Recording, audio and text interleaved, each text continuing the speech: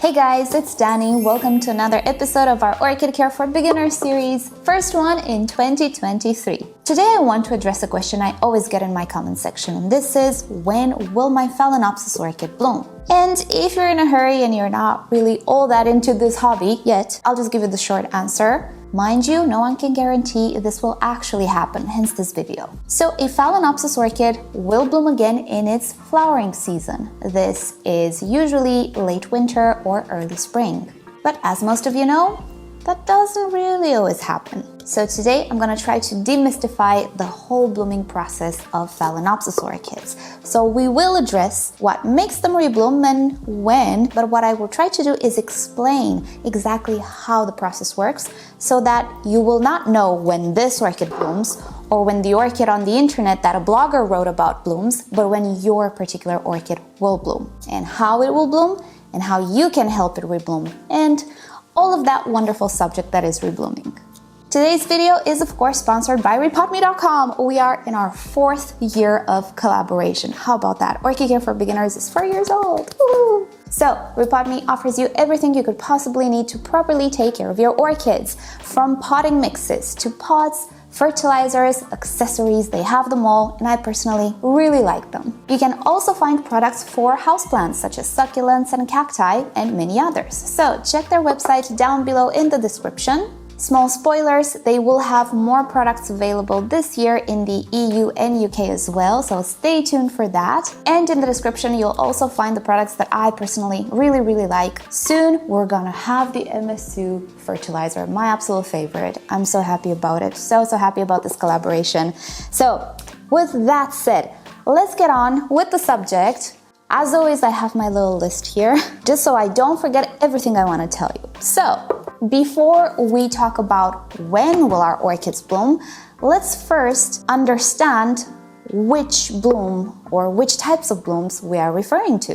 A Phalaenopsis orchid is a wonderful creature, but besides that, it can make, let's say, 2 types of reblooms. They can produce a main flower spike, which starts from somewhere in between the leaves, but they can also create a branch on that flower spike. We call this a secondary spike. So when people ask, when will my orchid rebloom, they might mean, when will I have a new flower spike, or when will I have flowers? Secondary branches will create flowers, not as many as the main spike, but they will be flowers. It's important to know this distinction on your Phalaenopsis because these 2 types of flowerings can sometimes happen at different times of the year. All you need to know is that flowers can appear on a primary flower spike or a secondary flower spike, and it doesn't always happen at the same time. Now let's start with these secondary shoots. They may or may not appear for you, and this depends on the variety of Phalaenopsis you have. There are many different types of hybrids on the market. Not all of them are very prone to having secondary spikes.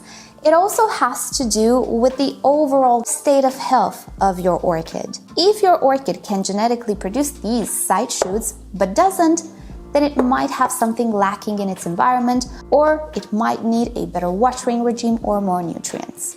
Now, as you can see on mine, these side shoots were created together with the main flower spike. So they can actually grow together with the main flower spike. But they can also grow after the main flower spike is done with its blooming. Now, I do have a separate video which shows you better how to trigger a potential secondary spike. If you're interested in that, you have the link down below. They can appear after, let's say, the blooming season, if conditions are right. So in this case, your orchid can rebloom within a couple of months after the last bloom falls. Pretty soon, right? Whereas a primary flower spike should be produced in the flowering season after a vegetative season, a season in which the orchid will grow leaves and roots mostly. So in the case of a primary spike, you will see blooms again maybe next year. Now, a flowering season is once a year in late winter or early spring. Theoretically, and for some people or most people, not for everybody. But bloomings on secondary spikes can happen throughout the year, not just once. And while we all like more blooms, there is a bit of an issue and a risk with these secondary branches. If they are produced at the same time with a main flower spike, it means the orchid did actually have enough energy to put into all of these secondary branches, theoretically at least. If we are trying to trigger an unnatural secondary spike by cutting the main flower spike above a node, then we are forcing the orchid to bloom again when naturally it would not. Now, this reblooming after we cut the main flower spike above a node may or may not happen. It has to do with environment. We'll get to that. But if you have the right environment to trigger secondary branches over and over and over again, your orchid will be depleted. If you keep triggering these blooms for a year or a year and a half, your orchid will slowly and surely become depleted of energy. And that is the main risk with triggering these secondary branches and pretty much having flowers all year round. I know we all like to see videos and shorts and all of that saying, this is how you can have blooms on your orchid all the time. Okay, you could if you have the right conditions, but is it healthy for the orchid? Absolutely not. So I will not encourage anybody to overdo it with promoting the secondary branches. It's fun to try it out, especially at the beginning, but it's important for the orchid to stop when summer comes around and let the orchid focus on growing important structures such as leaves and roots.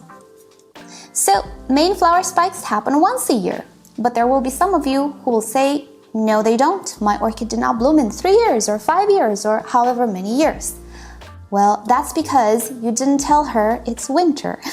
The way to tell a Phalaenopsis orchid it is winter and it is about time to think about some flower spikes is by reducing temperature in its environment. Not a whole lot.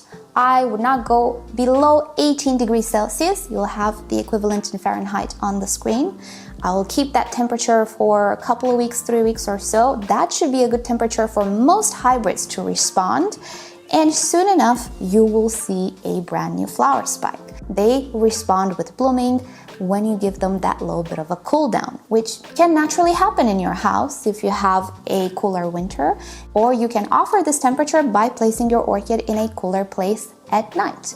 This cool down will not happen at the same time for each and every one of you. Remember I was saying flowering season is late winter, early spring? Well, it doesn't always happen for everybody.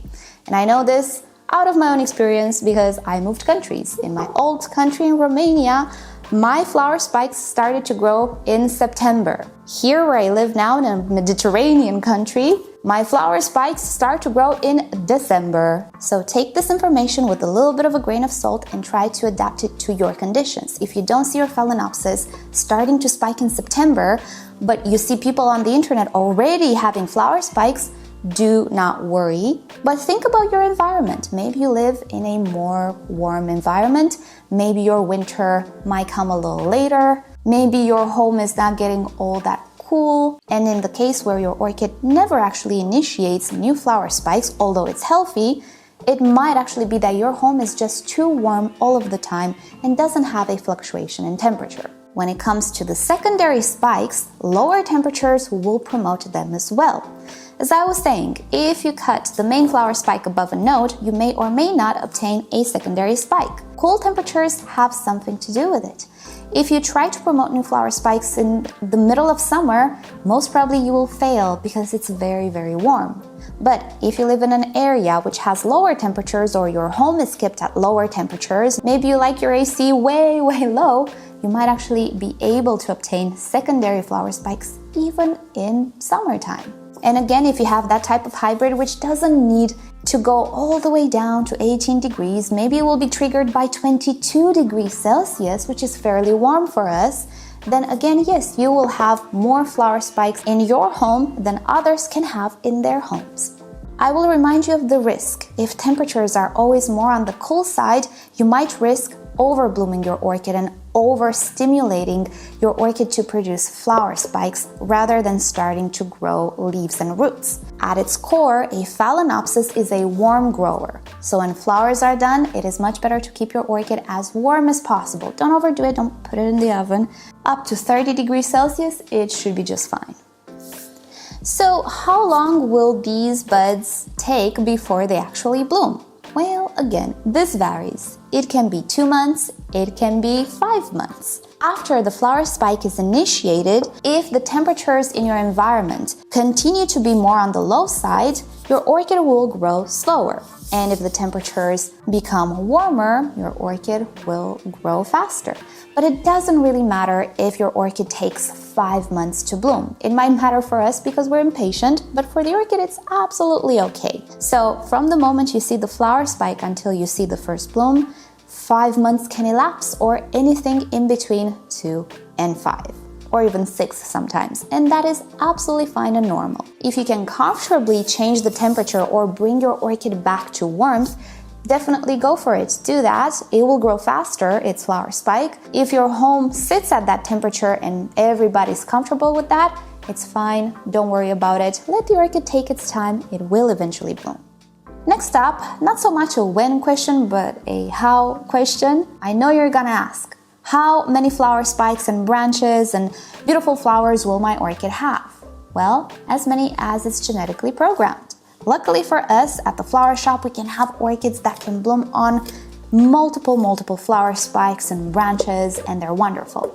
But there are some which are not all that prone to many flowers. It doesn't matter, they're still beautiful. So don't expect to have this behavior from all Phalaenopsis. But if you want to make sure that your orchid will rebloom to the fullest of its potential, it is important to first and foremost allow the orchid to have the growth season and not bother it with trying to trigger bloom after bloom after bloom all year round, and also offer them the proper conditions and the proper nutrition. Regular watering and fertilizing, making sure that there are no pests, making sure they have enough light, the correct temperatures. All of these things will contribute to the overall bloom show that your orchid will give you. But you do have to know that a big part of it is genetic. But then, if the blooming season of a Phalaenopsis orchid is late winter, early spring, or somewhere there, how do nurseries have them in bloom pretty much all the time? Whenever we go to the flower shop, at any time of the year, we see some flower spikes with blooms. It has to do with the cool down trick. Nurseries can actually temperature control their environment. So they can have batches which will bloom in the autumn, batches which will bloom in the spring, summer, even winter, and so on. Theoretically, with enough equipment and proper conditions, you can do the same. But it doesn't mean over blooming the orchid. It just means making it bloom at the time of the year when you want it to bloom. And the last idea I wanted to address is what would be a healthy bloom cycle. What would ensure that you get beautiful blooms year after year, but also that your orchid remains healthy and not overly stressed? Well, a balanced cycle. What I mean by this is, yes, let your orchid bloom, enjoy the blooms for as long as they are on your orchid until summertime. When summertime comes around, which for some of you will be in June, for some of you will be in July or in May, whenever temperatures go at 30 degrees Celsius, the flowers need to go. Typically, when it's very warm, orchids will start to drop their flowers naturally, but sometimes what they will do is hang on to this flower spike, a bare green flower spike without any flowers. I personally would encourage you to cut this flower spike. Yes, it can rebloom in the next flowering season, but it will not be as gorgeous as a main shoot.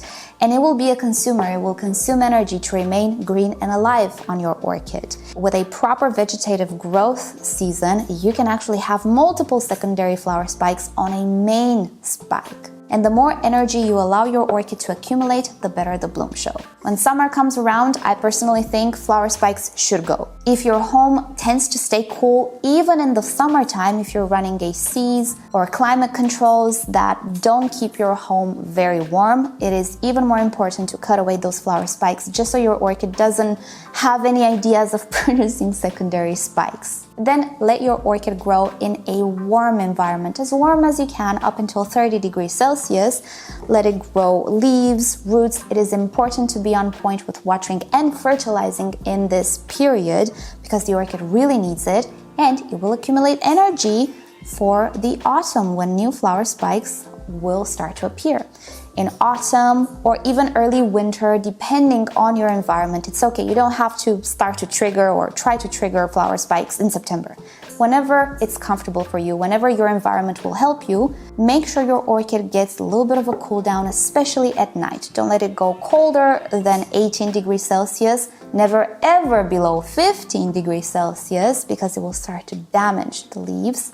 So for a couple of weeks, 3 weeks, maybe even a month, let your orchid experience a slight cool down in the nighttime at least, whenever this happens in your environment. It will delight you with a beautiful show if it had a proper vegetative growth, and this can last for months even. Depends when it's gonna bloom, 4 or 5 months, until, you guessed it, summertime again, when all the flower spikes need to go again and the cycle can continue. This is what would be the healthiest cycle for an orchid. Do we always do it in our homes? Not all the time. I understand, especially at the beginning when you're just in love with every little flower. I get it. We want to trigger another tiny bloom, just one, just tiny. That's fine. Play around with your orchid, just do not overdo it. If you've triggered secondary spikes this year, don't trigger them again next year. Next year, let the orchid just grow vegetatively. Then in 2-3 years, maybe trigger another secondary spike again, and then let the orchid have its natural course. Find this balance, and in time, I promise you, you will be rewarded. Because the goal here is to maintain an orchid healthy for years and years and have it in bloom year after year with the best blooms possible. And I'm personally really in love with the potential of my orchids and how many flowers they can produce year after year. Every year seems to be better. As an orchid ages, it becomes better and better. Righty, so I think that is about it for today. This is the long story of when will my orchid bloom. I hope this made you understand a little bit more how your orchid works, because in the end, that is the most important thing, not exactly the date when it's gonna start to spike. Nobody can guarantee you that. Nobody can guarantee that you will get secondary spikes either, and so on. But it's important to understand how everything works and how your orchid responds to things around it, so that you can offer it a balanced life, which is the key to success long term. Right, so with that said, thank you guys so much for watching. Hope you've enjoyed today's video, and I hope you'll enjoy Orchid Care for Beginners this year as well. Thank you rePotme for sponsoring yet another year, the 4th year of Orchid Care for Beginners. And with that said, I'll see you guys next time. Bye!